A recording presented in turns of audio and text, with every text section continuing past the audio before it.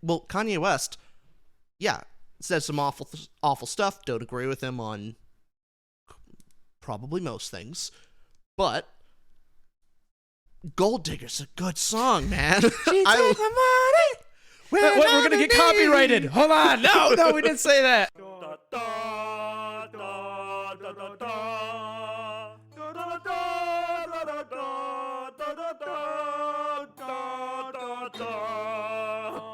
Welcome, everyone, to Ramble podcast. My name's Richard. My name's Austin. Guess what episode this is, Richie? Number 50. I can't believe that we made it to 50. It's almost been a year since we actually started. Next month will be a year. Yeah, man. Wow. Can't believe we last that long. I can't believe that I tolerated you and you tolerated me. I can't believe you allowed this whole thing to work where you're the only one that edits. True, and I can't believe the listeners tolerate us still. Like, everyone's tolerating. I don't get it. We live in such a tolerant world. But speaking of tolerance.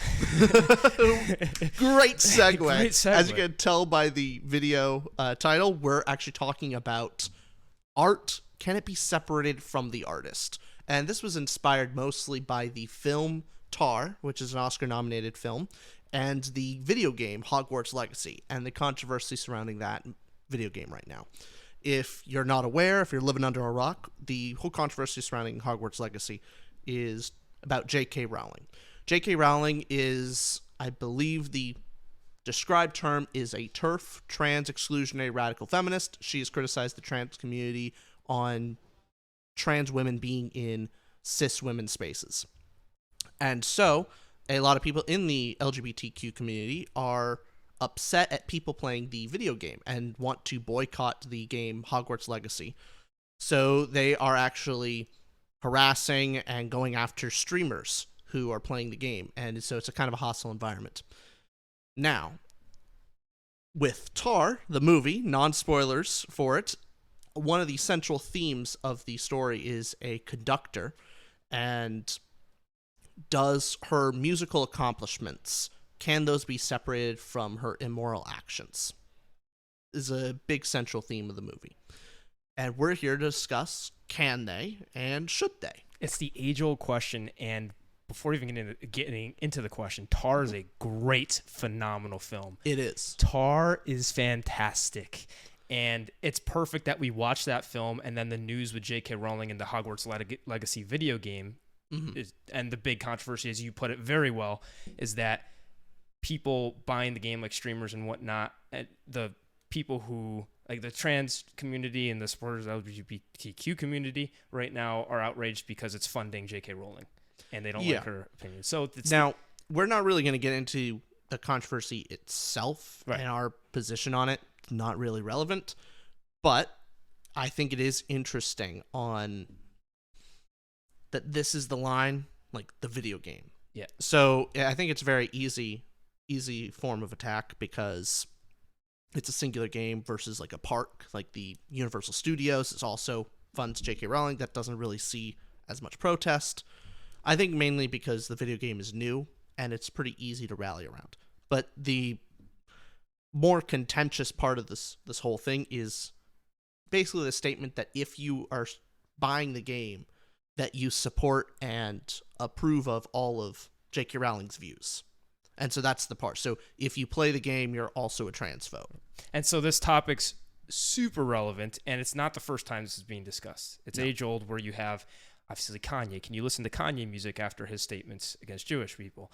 Can you listen to Michael Jackson after there's accusations of him diddling kids? And I will say, I think this is my personal thought. Like, I think more evidence has come out that some of that, especially, is not true. With MJ? With MJ, there's been more and more, like, the people that actually brought things forward have recanted now. Really? And, like, it's a lot of the parents pushing the kids to say stuff. But I don't know too much about it. I just know that I am personally suspect of that specific thing. They'll be super relevant with this. But yeah. So, I mean, you have MJ, Kevin Spacey. Can you enjoy Kevin Spacey movies? Yeah. Harvey Weinstein, him producing movies. Can you watch those? So can you separate the art from the artist? And not just that, we're going to delve into also, should you separate the art from the artist, because they have different answers. And I have a third question on top of that. Okay, I'm looking forward to it. To dive into as well. But first, Richie, we have all these controversial stuff going on. What do you think, in your personal opinion? Can you separate the art from the artiste? Because after you make a statement today of how much, you just hate my guts, there's gonna be riots on the streets. They're not gonna support To Ramble after you say, no, we support Austin. We're not gonna let Richard demean him constantly on this podcast. So what is your opinion? I think you can. It's not, I do think it's very hard to consciously do it. But you certainly can separate the art from the artist. A lot of that has to do with your personal connection and enjoyment of the art itself. And which came first? Did you listen to the art and have a relationship with the art before knowing about the artist? Or did you learn about the artist first and then learn about the art? And then even beyond that, there's almost the technical level. So if you have an understanding of that particular art medium, often you have a certain level of knowledge that you can appreciate techniques. Now, I'm not particularly an artist. The only thing I guess I'm an artist, kind of, is I can play the saxophone and I enjoy jazz. And so when I listen to jazz now, I can appreciate to a certain extent the technique behind it, not just how do I feel about it. I go, oh, well, that's very technically challenging. Oh, wow, that's really impressive. So it's a level of appreciation I could do that separates me from the artist himself and whatever political beliefs or whatever they actually did in their lives. So you think when it comes to can you separate the art from the artist, you can? It's possible, yes. It's possible. It's also possible not to. Sometimes it can't work. It depends, would you say? Yeah, so an example for me would be Kevin Spacey. I really can't, every time I see Kevin Spacey now, I just see, child diddler, basically. And I can't unsee that. Why do we keep mentioning child diddlers? Because that's a lot of Hollywood. That's a lot of the best examples of separating the art from the artist. It's why is it so prevalent? There's very few Hollywood oh, well, they actually murdered someone. That's not as common. That was Kevin Spacey's controversy, right? It was okay. Yeah. Basically groomed and sexually assaulted, I believe, a 14-year-old boy. Jesus. Okay. Yeah, and he tried to cover it by saying, "Oh, guess what, guys? I'm gay." And he's like, "No, that's not the problem, Kevin. That's not the problem." Yeah, buddy. Wow. But now when I look at House of Cards, I can't unsee that. Right. And it's not complete. It's not like I hate House of Cards now and I watch it and go terrible, awful. It's just, it's in my mind and I can't enjoy the show as much as if that didn't happen. Got it. Okay. Where Michael Jackson's kind of different, or even Kanye West. It's such a gray line, isn't it? Yeah. Well, Kanye West, says some awful stuff. Don't agree with him on probably most things, but Gold Digger's a good song, man. She take my money. We're going to get copyrighted. Hold on. No, we didn't say that. It's such a good song, and I gotta say, I enjoy it just as much. I love how we sung Jamie Foxx's portion of the song. Oh yeah, love Kanye, and then go, hey, take my... It's the famous Jamie Foxx is side note, he is the most talented person I think in the world. He multifaceted, where he can act, do voice impressions, take a stage performance, sing his heart out. Impressions. He does. He's a comedian. Everything. He's an actor. He's a musician. He's a dancer. Yep. He does it all. He is amazing. He should have an EGOT by the time, which is in the movie Tar, which we'll talk about as well. But I do want to watch this quick clip from Tar before we delve into the conversation further. This is from the movie. It's very early on, so I think it's safe to say it's not a spoiler. It's in the first 20 minutes of the film, and it sets the theme. Yeah. So but in case you don't want to watch it, skip 2 minutes or so. Skip too much. Do you want to put up a little timer? Yeah, I'll put a little thing here, and I'll show you what timestamp to go to if you want to skip this. But we're gonna show you this, and this will frame a lot of the conversation. So let's play it. So what we're about to watch from Tar is a scene where the composer, played by Cate Blanchett, is talking to a student in her class about Bach. Very famous composer, but is very controversial. I don't know a lot about Bach, but apparently he's done bad things. That's the extent of my knowledge on Bach. But this student is saying he does not listen to Bach because he's done these things, and also he's a white cis, et cetera, et cetera. So let's check out this clip, and this is Cate Blanchett, the composer's response to this student. You play really well, but nowadays, white male cis composers, just not my thing. Don't be so eager to be offended. The narcissism of small differences leads to the most boring conformity. I guess Edgar Varese is okay. I mean, no, like, Arcana, anyway. Oh, well, then you must be aware that Varese once famously stated that jazz was a Negro product exploited by the Jews. Didn't stop Jerry Goldsmith from ripping him off for his Planet of the Apes score. It's kind of a perfect insult, don't you think? But you see, the problem with enrolling yourself as an ultrasonic epistemic dissident is that if Bach's talent can be reduced to his gender, birth country, religion, sexuality, and so on, then so can yours.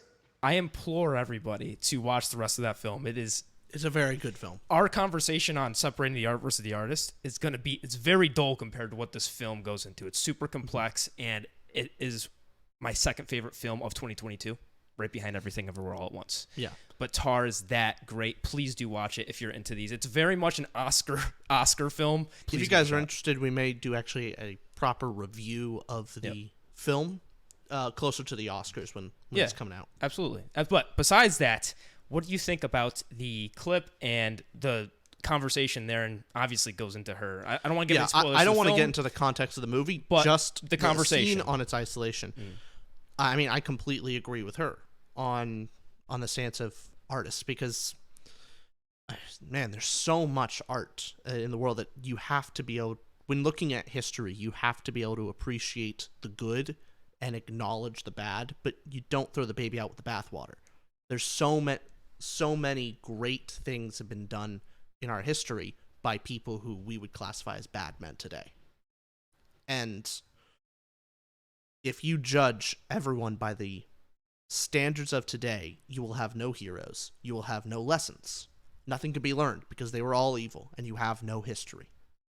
And so I completely agree with her.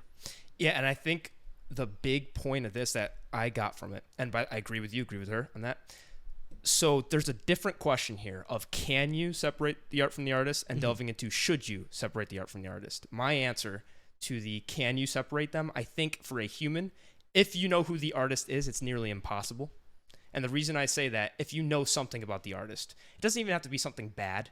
Like, it could be an actor you like. It's hard, even when watching name any big Matt Damon movie. Like, part of me knows who Matt Damon is. I like the guy, but I'm thinking, even when watching a film with Matt Damon in it, part of me is going like, oh, he also was on, your suspension of disbelief or whatever. You're thinking something about, because you're connecting with human emotions, and we stereotype, and unless you're a robot, it's very hard to separate the art from the artist. Now, let's say you look at a painting. You don't know who the artist is whatsoever. There's no name. You can't even get a good guess. That's a true form of, hey, I have no idea who the artist is. You could look at the art for what it is. Now, the second that you know who the artist is and something about them, it's not necessarily you'll look at it in a bad way. I mean, there's the big examples like Kanye West, J.K. Rowling. When they're so controversial, there's a controversial thing they said that it's hard to separate. So it's on a degree of how easy is it to actually separate the art from the artist. It's much easier when it's a Keanu Reeves, who's a great freaking guy. Thing is, it goes in the opposite direction. Exactly. How much is where you know a bit about the artist and you like it. Exactly. You agree with their lifestyle. You support, and so now your opinion of their art is probably inflated. But that's the thing, you're still not separating the art from the artist. Yep. It's inflating on the good side of it. I love Keanu Reeves so much. Maybe when I watch his movies, it could be a bad movie, but I love it even more because it's freaking Keanu, right? Yeah. So can you separate the art from the artist? I think it's nearly impossible. Maybe there's a minute situation where you can, but I think the only subtle difference, I'd agree with you, I guess, somewhat, except a caveat, is can you completely separate it? Probably not. Once the knowledge is there, no. But there is a degree between the young man in the clip and what the teacher, Kate Blanchett is actually saying. So, yes, maybe you can't completely separate it, but you can separate it enough to the point where it's no distinguishable difference. Where, yes. Would you enjoy the music slightly more if you didn't know the controversial thing? Maybe. But you could probably separate it in your mind enough that it's no discernible difference. Right.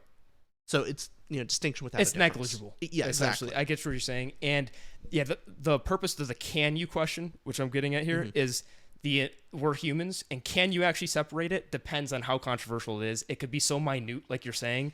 It could be tied to personal experience. Right. If you went through something Exactly. that traumatic, and that person Says something. something in the lines, and it reminds you of your own traumatic past, it's going to be really hard to separate it. Exactly. Or hell, even if you've, like, honestly, if I got my ass beat to, like, Staying Alive by the Bee Gees, I imagine every time I hear Staying Alive, I'm going to have some thoughts about it. Like, that's just the human connection of that's not a conscious decision. That's a subconscious connection. It's outside your control. Exactly. If you relate things that just your experience, your emotions, so forth. So, yes, I agree with you. To answer the question, though, can you separate the art from the artist? If you know the artist, no, but it could be so negligible that it doesn't matter. You could still appreciate it for what it is. That I want to distinguish from the question of should you separate the art from the artist, which I think is what the clip is getting at more. It's not, they're not, Kate Blanchett wasn't arguing, can you separate them? Because it's tough. I mean, I'm sure the student the student in this clip can never separate the two because he'll always have those thoughts. But the important part is, should you do it? Yeah, she's saying more of, hey, you want to be a composer or an artist. Right?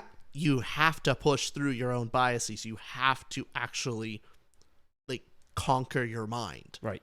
If you're ever going to be great. Like, you have to take the good from the bad. You as an artist will be disadvantaged and less competent because you have a smaller breadth of things to pull knowledge from. Exactly. And even if you're not trying to be an artist or a composer, just a human who wants a well-rounded aspect of life, if you're to close off all of these artists of the past because of personal thoughts about them, which, again, doesn't mean you can separate them, doesn't mean you won't be thinking those things, but you got to try to look at it for what the art is in order to, it's benefit for you. The only person you're hurting there is yourself, which gets into, I want to let you talk on that because it gets into another important point. But what do you think about that? It honestly kind of circles back to what we try and do with our rating system. It all comes back to the rating system. You know, I'm always living rent free in my own head. But that is kind of what it is. There's some films I don't particularly enjoy, but I try to compare it objectively, as objective as I possibly can. Even if a genre is not to my liking, I try and compare it on a technical level to other things. And there's some, within the subjective realm of rating and judging a piece of art, of course, it is subjective. You can apply objective standards to a subjective form. So within that subjective framework, there's some type of cohesive structure. Right. And I think it's personally beneficial to be able to actually see what does well and what doesn't. Absolutely. Because there is some objective measure there, like Casablanca is better than The Room. Yeah, well, that's the thing. It's everyone can kind of agree on the extremes. Yes. And the fact that the extremes of good and bad exist means there are further. You can get closer and closer to the middle. And the closer it comes to the middle, it gets harder and harder.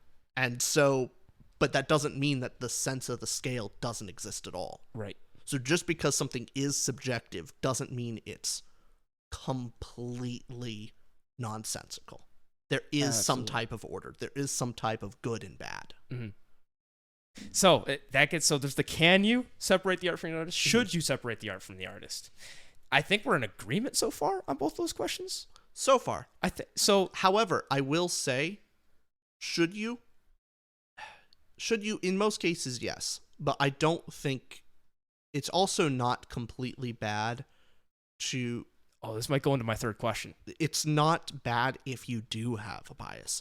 And if you don't want to change it, and if you can't change it, yes, that's all right. You shouldn't be hard for not like... So my father can't really listen to Michael Jackson's music anymore. Right. It used to like it. He now can't get the contrary out of his head. I shouldn't demonize him for not being able to separate it. That's his own thoughts. Like, maybe should he try? Maybe, but I'm not going to force that on him. That is a very personal decision in your own head, and no one really has the right to tell you to change how you think. Oh, precisely. And that goes into the third step of this, which I think is perfectly goes off that. So it's the can you separate the art from the artist? Nearly impossible. You're a human being. Should you? Because if you want to better yourself, it benefits you. Only person you're hurting is yourself. Third question is, should you support? And should you support artists that you disagree with? That's the question that it gets into with J.K. Rowling's situation, which I want to talk about. Yeah. So the big distinction there is, should you look at art separate from the artist? Yes, it's ideal. But does that mean you are forced to support someone you disagree with? I would say absolutely not. Right? Yeah. The people that don't want to buy the game, you don't have to buy the game. Yeah. But also the people that want to buy the game, they can buy the game. Yeah, it's especially easier when all people are dead. Then it's like, yeah, there's no excuse. Exactly. There's no excuse. You should be able to take the good from the bad. That's the if they are alive and you personally don't want to support them, all right, no one should force you to support them either. That's fine. That was but the reverse is true. If someone else is supporting them, you shouldn't force them not to. Correct. And that's the first thing I had in the 4 or 5 steps here was, one, are they alive? If the artist is dead, it's easy to look back on Bach, as controversial as he was. You're not supporting him by buying his music, or not even buying, it's public domain, isn't it? So it's by listening to his music. One could say that you even talking about him and conversating is adding to his legacy and therefore making him still important. So it's kind of an intangible value that's added to Bach. Now, my argument would be he's not going to be erased. He's a goat. He's one of the greatest composers ever. So you're not his art on its own will last forever, as long as we are here in this universe. So unless she has some type of draconian authoritarianism where you erase him from the history books, and So but I don't think anybody wants that. No. But the value then to you is you not talking about him at all. It's doing nothing. You're not. You not supporting him or looking at his music for what it is, it's only hurting you. So exactly. If the artist is dead, it's a much easier conversation. The tougher conversation is, what if it's J.K. Rowling? What if the artist is? What if it's Kevin Spacey? All these people that, if you're buying their movies, if you're buying the game, now with the more difficult question comes: how many people are involved in creating? I actually have a great example for myself. Go ahead. Yeah. I won't watch a single movie with John Cena in it. I know you won't. Yeah, you said this in the past. If he's in the movie, I won't buy a ticket. I won't watch it. And that's your choice. It could be a good movie. I don't care. I don't want to watch anything with him in it. Here's my question for you then, because how much does your dislike or like for a person affect the overall art? Because if it's a painting by one artist, there's one person involved the whole time. Very easy to say, I'm not going to buy that painting. What if it's a movie or a video game with J.K. Rowling, where J.K. Rowling's wasn't even involved in the game design or anything? Yeah. She was so far removed from this, where there's hundreds of people employed to create this game and love Harry Potter, and I believe there's also a trans character in the game as well. Okay. And so like even further, the game does have LGBTQ representation. But the point being that J.K. Rowling, yes, she gets money from it, but so do a bunch of other people that put money into this game. So does one person's morality you're judging affect the hundreds or thousands of how many people in a film? Big example being, so you have John Cena for you, Roman Polanski.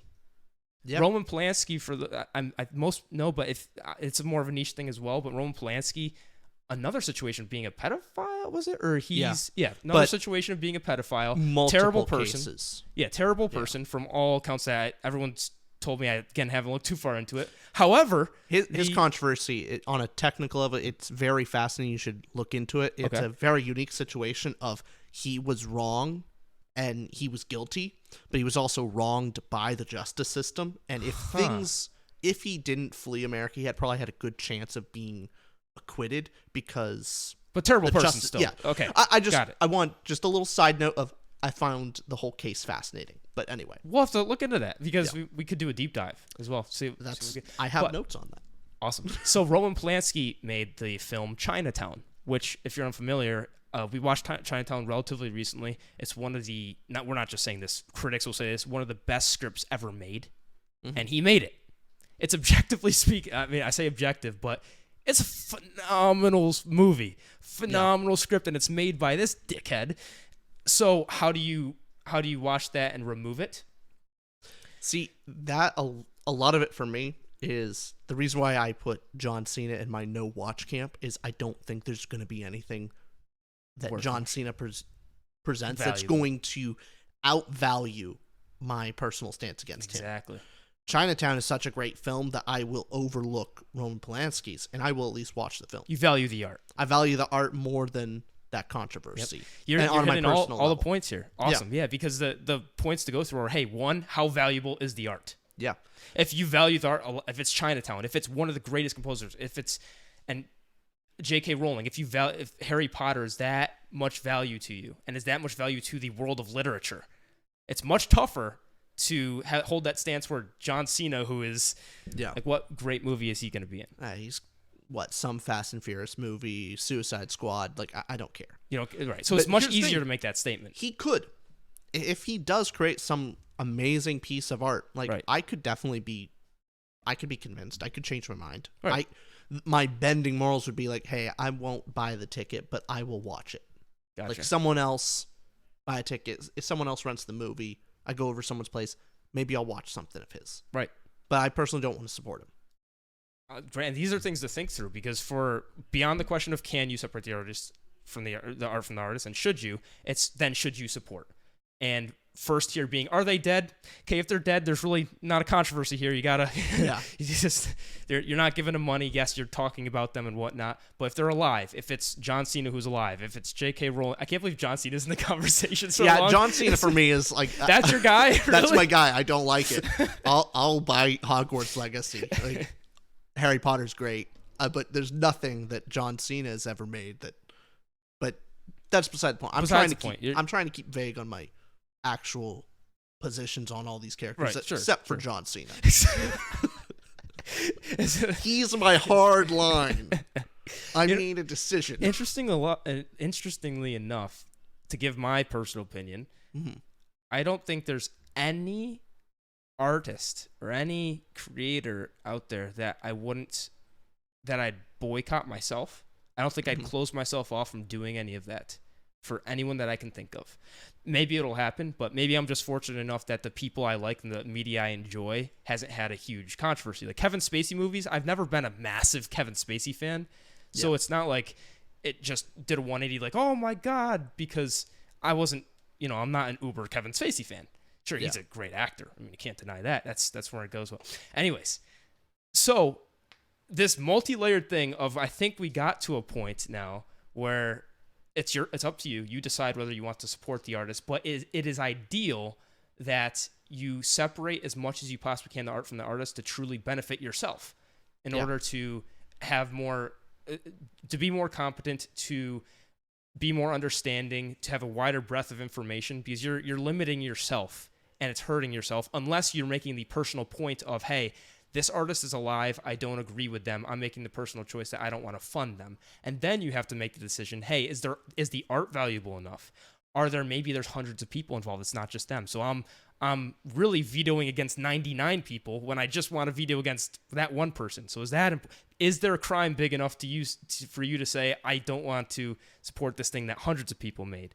And then so there's a lot of questions to ask. And you put the line at John freaking Cena. Yep, that's my line. I will say, I know it is kind of arbitrary. It is. It's mainly just, it's a decision I made a while ago, and I'm just sticking to it. I saw the video with him apologizing, saying Taiwan, like, oh, I'm so sorry, China. Taiwan isn't a country.